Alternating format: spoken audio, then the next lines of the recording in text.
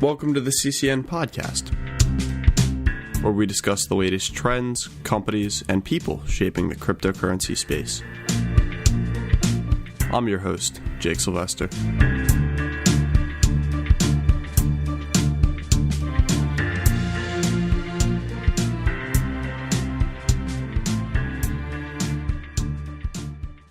Hey, how's it going, everybody? This week, we're going to discuss Ethereum Classic's massive comeback, Bitmain's $18 billion IPO, and Goldman Sachs Bearishness on crypto. So, first up, let's go over the price. Bitcoin is down again about 12% this week. Ethereum is down 24% this week. The entire coin market capitalization is down around 19% this week. Overall, we're just stuck in a little bearish trend right now, and we're hoping to get out of it soon. But why all the bearishness? We're still experiencing a lot of decreased volume because of over-the-counter trades. So that's large institutional investors moving money from one institution to another, but without necessarily trading that over the market. So maybe you have a private key that you're passing around through a custodial service. There's also some ongoing pessimism as a result of the failure of the Bitcoin ETF and the SEC's move to push off ruling on any other type of Bitcoin ETF until September. Another factor that may be driving market pessimism is Ethereum Classic's rise. Ethereum Classic is an older currency that arose after a hard fork following a hack in Ethereum way back in 2016. Now, what we're seeing today is players like Robinhood and Coinbase Pro listing Ethereum Classic and lending it a little more legitimacy as a serious competitor to Ethereum. As a result, Ethereum volume seems to be down, and because Ethereum makes up such a large percentage of the coin market capitalization, it could explain much of the additional 6 or 7% over the 12% Bitcoin is down in CoinMarketCap's 19% decline over the past week. The news isn't all bad this week, though. It came out this week that 2 Barclays employees had LinkedIn profiles that suggested that Barclays may be considering opening up a cryptocurrency trading desk.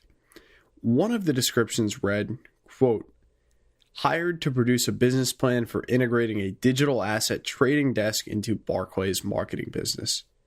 Now, these descriptions have since been removed from the employee's LinkedIn, but it's really interesting to see the institutional investors at least taking a strong interest in opening up a trading desk, especially players like Barclays that have traditionally been tight-lipped on cryptocurrencies. Another good sign from the institutional market is that Ripple is finally coming to Coinbase custody. Now, it's important to note that because this only affects Coinbase custody, only institutional investors that are holding large lots of money will be affected, and that these people won't be able to buy or sell Ripple on Coinbase's exchanges. The move is still interesting considering Coinbase's traditional shunning of Ripple. Next up, mining giant Bitmain has been valued at $18 billion after the firm closed a $1 billion funding round by Tencent and SoftBank Group.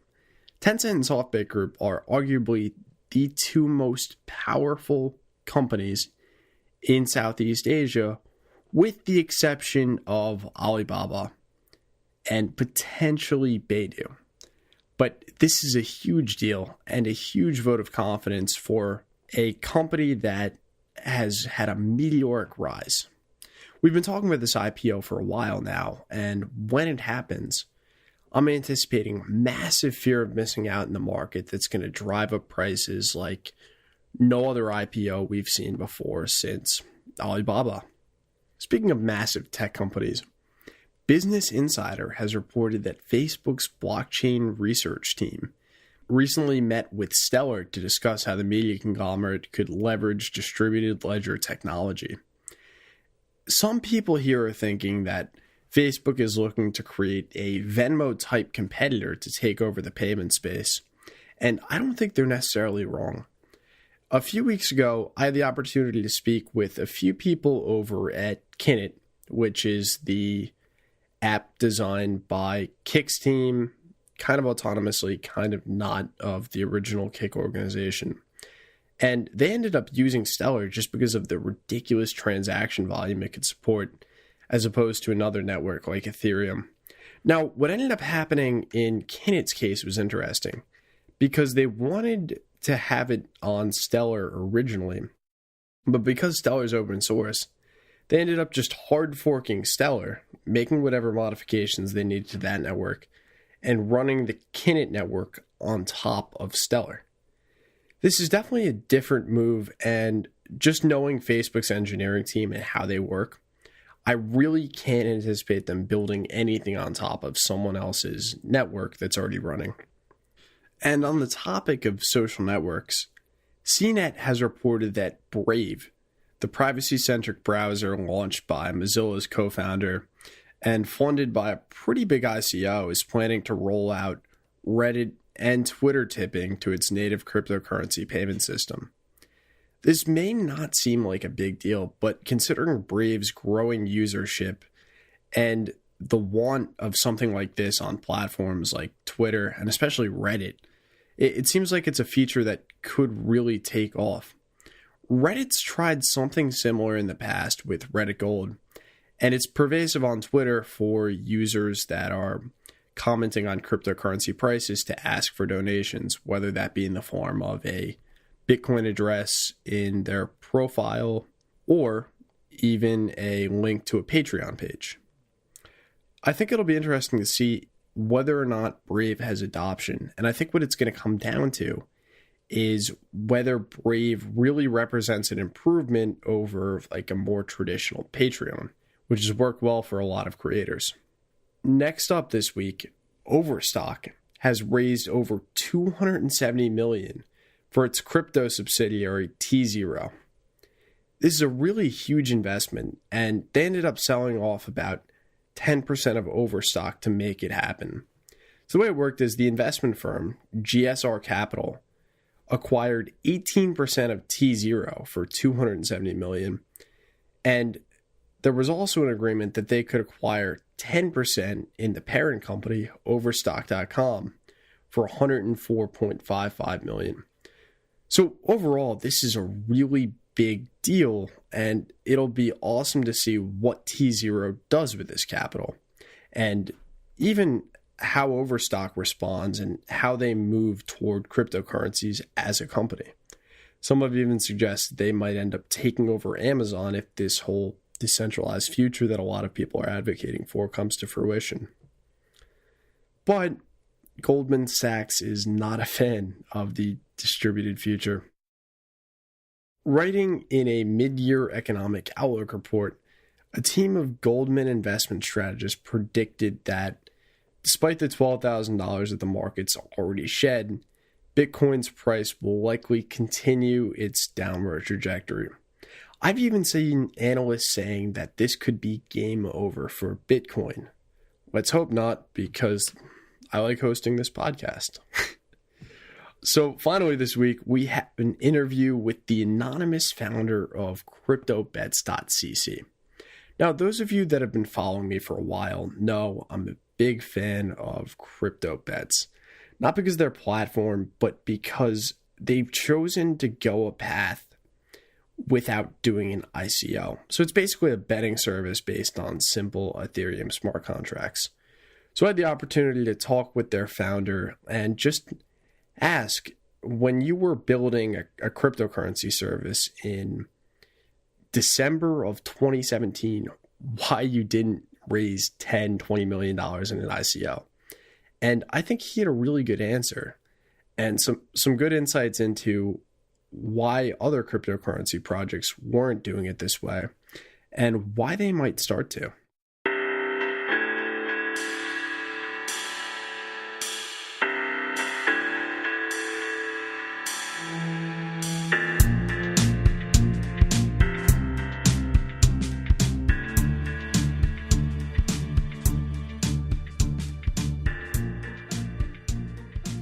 How's it going, everybody? I'm here with RK, the anonymous founder of CryptoBets.cc. How you doing? I'm good. Great to be on here. Yeah, so I'm glad to have you on. You were a first anonymous guest. So why the anonymity? That's a good question.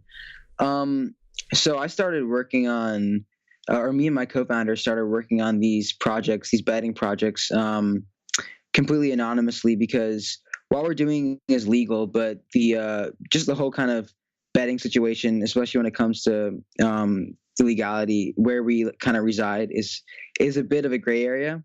So we just decided to keep it anonymous, and we've had no issues regarding trust and making sure that I guess even though we're anonymous founders, because a lot of crypto projects excel in regards to having like a high achieving team. And I don't know, even though we're anonymous, we've done a good job of making sure that our users trust us and delivering a good experience to them. Yeah, absolutely. I mean, you guys have definitely excelled in the marketplace despite not revealing your identity.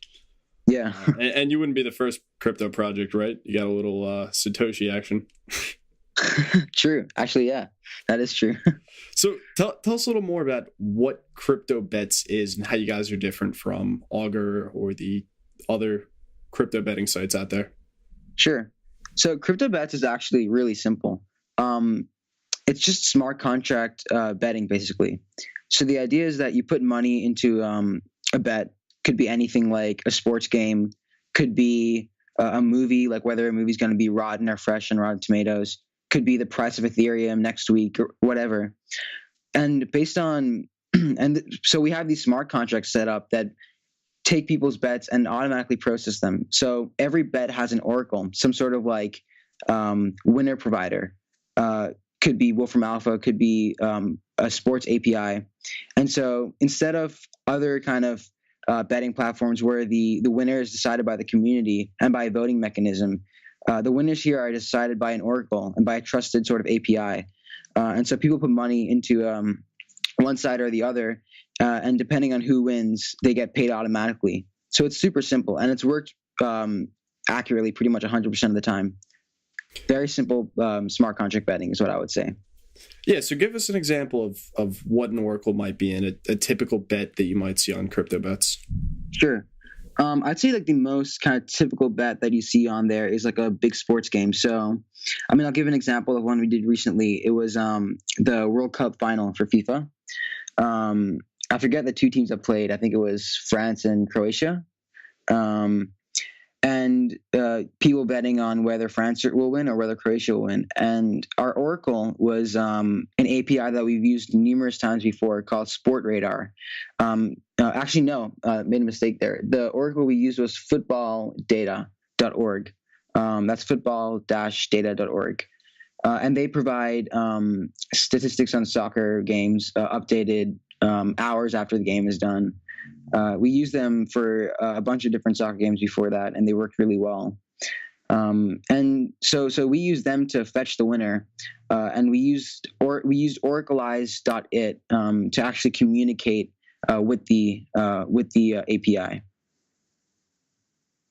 Yeah, the simplicity of your project is just beautiful. Thanks. Yeah. I know hundreds of developers in this space, and a lot of them just say, oh, we want to make a crypto betting platform. Let's figure out how we can issue an ERC20 token. We'll pre-mine it. And it just gets ridiculously complicated.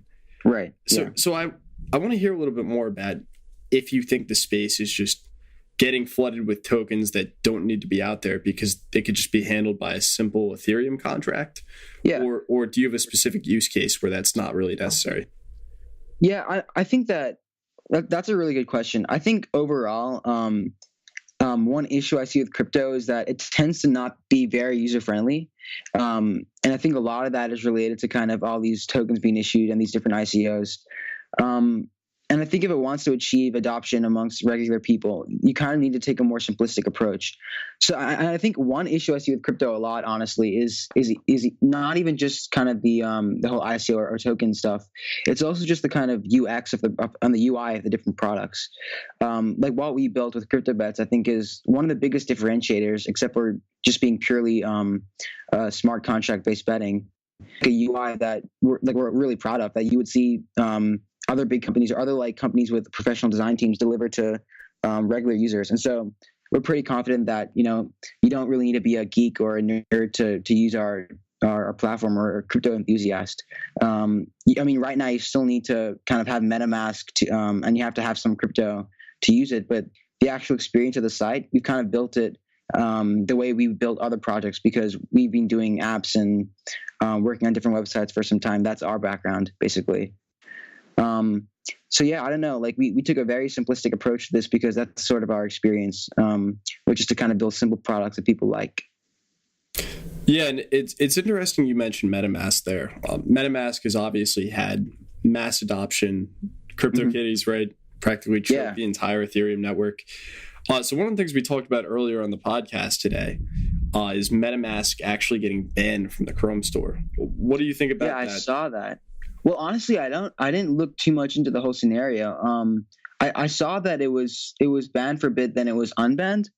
And I was reading some Reddit comments about how it's perhaps risky for people to store money or Ether into their MetaMask because it's like, holding a lot of money in your wallet, which is understandable. I think that if people are using MetaMask, they should only store small amounts of Ether.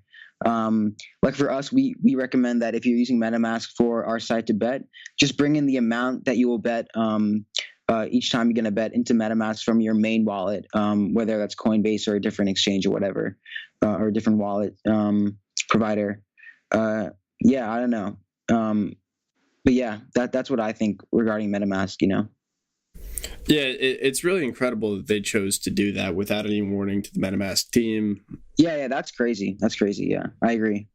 Yeah, the hundreds of users, people with $100,000 worth of CryptoKitties.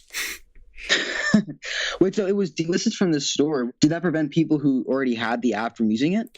No, I don't think so. And the other thing is, with any Chrome extension, it's pretty easy to hot load in. Okay. But that impedes the usability, like we were just talking about. Yeah, of course. Yeah. Well, I'm still waiting for MetaMask on mobile, so we'll see. Yeah, that'll be huge, especially Opera just got acquired by... I'm going to Google this. Well, actually, I saw that Opera does have MetaMask as an extension, so... One of our bettors only had mobile, so he messaged us, and I looked into it, and apparently Opera has MetaMask. Never tried it, though. Yeah. So they were acquired by some kind of LP that is heavily leveraged into crypto. And within 24 hours of the acquisition, I think they implemented a native Ethereum wallet. So nice. That's the kind of adoption we're seeing. Yeah. And yet you have these traditional companies with a business model that crypto might even threaten, outright banning MetaMask. Yeah, that's true, actually. That is, yeah, it's crazy. Did MetaMask make a comment on it at all? They basically said, hey, Chrome banned us without telling us anything. We don't know what's going on. So, yeah, I think the whole situation is really interesting. Yeah. And I think it's going to affect a lot of apps. Yours included. Obviously, MetaMask came back pretty quickly, but that's a existential threat, right? In a still very small ecosystem. No, yeah, that's true. Yeah, it's crazy that like a company like Google has that much power. Oh, that's what the decentralization's about, right? Yeah, exactly. It's almost ironic. Yeah, it's true. Where do you see crypto going next? I mean, do you see this whole decentralized revolution with hundreds of different tokens for everything? Do you see smart contracts everywhere? Mm-hmm. That's a good question. I don't think I've ever really fully bought into the whole kind of decentralize or tokenize everything. I think there are certain use cases where smart contracts make complete sense. I think betting is honestly definitely one of them. Why put your money into people's hands when you can put it into the hands of trusted programs, which will pay you out correctly? And I think there are some other obvious uses of the blockchain. I just think that it needs some time for adoption to occur. The space is very immature right now, and I think people still need to figure out how to deliver better experiences and also how to kind of de-alienate crypto to regular people, because crypto doesn't necessarily have an extremely positive connotation to the average person. It's not necessarily a negative connotation, but it's somewhat alienating. People don't really understand it. So I think some sort of I think for more adoption to occur, I think that's the biggest kind of limiting factor right now, or one of the biggest limiting factors. Is sort of how we perceive crypto. Not us kind of geeks or developers or enthusiasts, but like kind of people who just average users who use the different platforms and products that crypto would otherwise kind of enhance, you know? Yeah. So that's another interesting thing about your product, right? The founders are anonymous, so it's not like, oh, we really trust these guys. You invite the community to go ahead and analyze your smart contract. Yeah. Do you think a lot of them really understand it? And I mean, it's partially obfuscated code, right? That's a great question. So we've actually had people, I think that people, so I'll say two things. The first is that there are definitely people who look at the code and try to analyze it. And the reason I know that is because we've got several emails asking about certain lines of code, to the extent where we've actually gone in and made sure that new contracts will have certain comments so that to clarify it for people in the future going forward. The second thing is that there's definitely a group of people who obviously do not understand the code, but kind of trust the platform because there's already an established community of happy bettors. They're able to see that every contract so far has correctly paid people out, or it's reimbursed everyone correctly. So I guess there's two layers there. The first is that there's definitely people looking at the code, and there are people who post in our subreddit asking questions about potential vulnerabilities or exploits, and we clarify and rectify those. And there's also a group of people who trust the fact that we've already kind of established we've already established a repertoire, and given that we've executed so many bets successfully. Another thing is that we, not just in the actual smart contract, we have a FAQ on our site where we explain the different mechanisms we use to make sure that your money's not going to get stuck and your money's not going to get lost. So a lot of people end up reading that, and we get a lot of questions about that in our Telegram community as well. But in general, it's pretty easy to understand our smart contract because we actually use pretty much the same template. The only difference is that each smart contract will call a different script to identify the winner. This script, though, it's a public script, and we make sure that every script has sufficient comments in it so that people reading it can understand. But yeah, that's a really good question. So I guess it's kind of a mix of both people who do understand it and who go through it and make sure that they are putting their money into something that's trustworthy, and people who trust those guys to make the judgment for them. The old social proof. Yeah, exactly. So I guess my last question here is, you guys obviously had the opportunity, being around when you did, to raise $10-20 million. I mean, if you look at your Super Bowl fundraiser, right, which you guys had, 30 Ethereum at the peak? It was 22 Ethereum. Yeah, so I mean, you guys had a significant amount of money in your smart contracts at a time when founders were raising $10, $20, $30 million on a white paper. Did you consider doing a real ICO and trying to take in as much money as possible? I don't think we considered it. I think what happened was that before we kind of started working on this project, we established some ground rules, because I think that's always helpful. We kind of established sort of in a similar way, sort of like a vision for what we wanted to build, because both of us had our kind of perspectives on crypto and how crypto was going, and we wanted to see this kind of platform exist, whether it would be successful or not. So our goal wasn't necessarily to build the most widely adopted betting platform, or to build the most successful betting platform, or to make or to raise millions and to kind of build something impressive for ourselves. It was rather to kind of play out an idea in crypto, which is the whole idea of no ICO, no bullshit, basically. Here's a product that you can use. We didn't need an ICO. If you want to bet, here are some bets that you can put money into. And you'll see that the Super Bowl site that we put up literally had the slogan, no ICO, no bullshit in it. So that was sort of our goal, our intention from the beginning. Our intention was not to kind of put out a killer crypto ICO. It was rather to see this whole kind of vision play through, the whole no ICO, no bullshit vision play through. And also, if we then went from the whole Super Bowl thing to building crypto bets, and we kind of strayed from that vision of no ICO, no bullshit, it would be somewhat disingenuous to the people that we delivered the initial experience to. When we put out Crypto Ball, we got a ton of people emailing in saying, what you guys did was amazing. It was super simple. It worked amazingly well. It was no bullshit. And those are the kind of people that we wanted to please. We didn't necessarily want to please the whole herd of ICO investors and people who get hyped by that kind of thing. We wanted to please the people who used our initial product, and that's what we were trying to achieve with the platform. Yeah, absolutely. So you built out a fantastic MVP here, right? You've got users, you've got a community. Yeah. What's next for CryptoBets, and where do you guys take it from here? I think what's next for us is basically to keep growing the community. It's a tough process because we don't obviously have millions of dollars to throw towards marketing, but it's been fun so far. We've almost everybody who's kind of used our product has loved it, which is awesome because I've actually never received that kind of feedback for anything I've built before. So what we want to do is we want to keep growing the community, keep getting more people betting, put up new types of bets, different types of bets. Right now, we do pari-mutual binary bets, meaning two sides.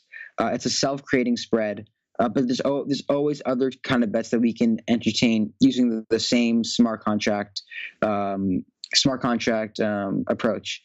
So we want to grow the community, and we don't have any super ambitious goals. If I'm being honest, we just want to keep delivering a great betting experience to people. And we firmly believe that if we keep doing that, it might take longer than, if we had 20 million in our pocket to throw at funding. But if we keep delivering a very solid betting experience that people love, then over time we'll have a very big community and more opportunities to kind of go at. Yeah, that's definitely a strategy that's a little bit far into the crypto community. So yeah. I guess my last question is, do you think what you're doing is common? The kind of small time crypto founder working on ERC20 contracts that are deployed throughout the Ethereum community, and it's kind of an unsung silent majority? Or do you think this is a lot rarer than the typical ICO? I honestly think it is a lot rarer. So I've actually done a lot of scouting, looking for people in similar positions to my co-founder. Looking for other developers in the crypto space who are kind of taking a more noble, kind of more, I would say, grounded approach to delivering platforms. But it's been kind of tough to find similar founders. So just from induction, I would say that we're in a minority. But who knows? We'll see what happens from here. I can't say for sure. So it was fantastic having you on. Maybe we'll get to do it one time if you're not anonymous. Yeah, for sure. Yeah, it was great talking to you, Jake. Yeah, great talking to you too, RK. All right. Have a good one. You too.